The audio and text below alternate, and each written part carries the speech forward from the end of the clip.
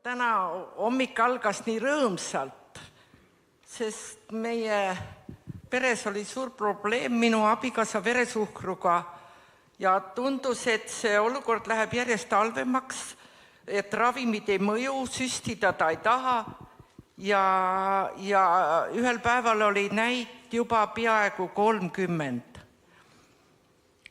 Ja tõesti, me olime mõlemad kuhkunud. Ja mina läksin siis ühe usuõe juurde, palvetasime ja peale seda oli 15. Aga siis ma võtsin siit palverätte ja panin tema padjapüüri sisse ja usus palvetasin, et isa, et kui ta oma peas ja paneb Jeesuse nimel, et vabasta see tervendav vägi tema ihusse. Ja kirjutasin ka palvesoove. Ja täna hommikul mõõtsime seda ja see oli 6,8. Tänu Jumalale, et see on nii suure pöörde võtnud. Ja enesetunne on nii, et vahepeal ta ei suutnud enam sõita autoga, ütleb, oi, nüüd on nii kerge. Aga jätkuvalt ma palvetan, et Jumal ta südamega kätte saaks. Amen.